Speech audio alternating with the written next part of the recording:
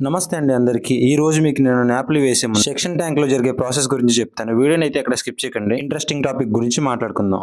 ముందుగా అయితే ట్యాంకుల్ని జీరో వాటర్‌తో ఈ రకంగా అయితే వాష్ చేసుకుంటారు. అన్నట్టు మీకు జీరో వాటర్ అంటే ఏంటో తెలియదు కదా! జీరో వాటర్ అంటే ఫ్రెష్ వాటర్ అండి. అదే మనం స్నానాలు చేసేదాన్ని ఉప్పు సాంద్రత తక్కువ ఉన్న దాన్ని అయితే జీరో వాటర్ అని అయితే పిలుస్తారు. ఆ రకంగా గ్రిడ్ పైపులన్నీ ములిగేంత వరకు వాటర్ అయితే పెట్టుకుంటారనమాట. అండ్ హీట్ వాటర్ గురించి మీకు నేను లాస్ట్‌లో ఎక్స్‌ప్లెయిన్ చేస్తాను. ఈ హీట్ వాటర్ అనేది లాస్ట్‌లో అనేది యూజ్ చేస్తారనమాట.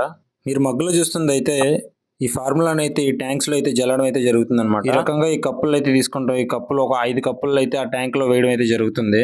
ఈ ఫార్ములాని ఎందుకు యూస్ చేస్తారన్నది మీకు నేను ఎక్స్ప్లెయిన్ చేస్తాను.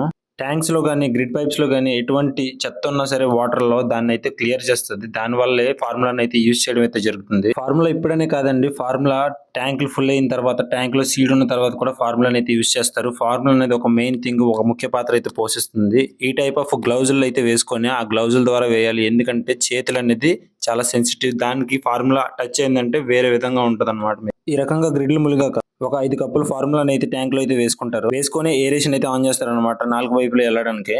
ఈ రకంగా మొత్తం ట్యాంకుల్లో వాటర్ అనేది ఇలా నింపుకొని ఈ రకంగా ఫార్ములా అయితే వేస్తారనమాట. ఎందుకంటే న్యాప్లు వేసే ముందు అది ఒక ముఖ్య పాత్ర పోషిస్తుంది కాబట్టి ఫార్ములా మొత్తం క్లియర్ చేసి క్లీన్ చేస్తుంది కాబట్టి వాటర్ ని నెక్స్ట్ వాటర్ కూడా రెడీగా ఉంటుంది. అండ్ ఫార్ములా అనేది న్యాప్లు వేసిన వెంటనే కూడా వేస్తారు. ఎందుకంటే అప్పుడు కూడా వాటర్ అనేది కొంచెం క్లీన్ గా ఉండాలి కాబట్టి ఆ ఫార్ములా అనేది యూజ్ చేస్తారు. అప్పుడు కూడా ఈ ఫార్ములా యూజ్ చేయడం కూడా ఒక తక్కువ మోతాదులో అయితే యూజ్ చేస్తారండి. ఎక్కువ మోతాదులో యూజ్ చేస్తే చాలా డేంజర్.